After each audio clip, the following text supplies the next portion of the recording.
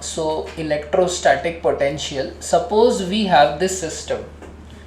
In this system we have a single point charge capital Q. ये charge है आपका, this is your charge.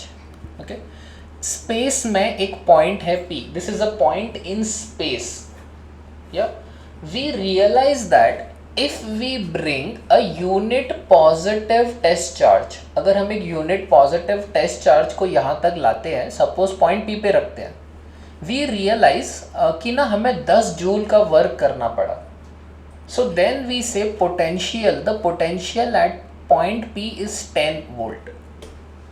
Potential at a point P in space is work done by external force to bring a unit positive charge to that particular point. And now अब समझो कि अगर मैं +2 coulomb का charge लाऊं यहाँ पे, तो मुझे कितना वर्क करना पड़ेगा पॉइंट P पे? 20 joule. Perfect. So now we can define potential to be this. The potential at point P is work done by external force. Potential at point P is work done by external force to bring a unit positive or a charge from infinity to P per point charge, per unit point charge. Potential is work done per unit charge. Potential energy क्या था? Work done. And potential is work done पर unit charge. तो अगर आप ऐसा unit में देखोगे, 1 volt is 1 joule per 1 coulomb. So potential is work done per unit charge. So अगर हम ये वाला केस लेंगे, जैसे मेरे पास अगर एक पॉइंट चार्ज कैपिटल Q है, एक पॉइंट है P, स्पेस में एक पॉइंट है, दिस डिस्टेंस इज R.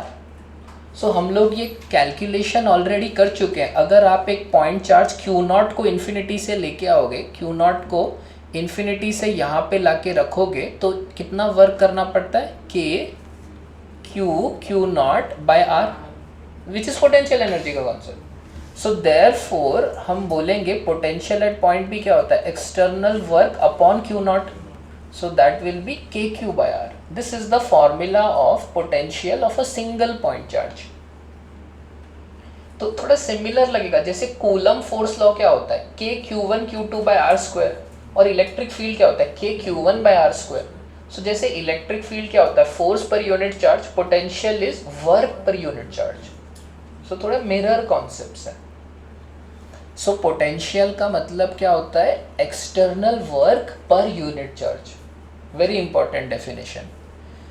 सो अब इसको हम दो तरह से लिख देते हैं. सो ये जनरल डेफिनेशन है पोटेंशियल की.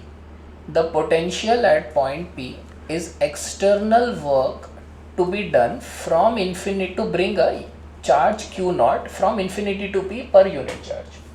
We can also write it like this: negative of work done by electric force per unit charge. क्योंकि अब आपको पता है जो एक्सटर्नल वर्क होता है और जो इलेक्ट्रिक वर्क होता है, they are just equal and opposite.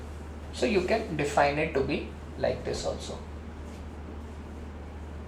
So potential is work done per unit charge. Understood?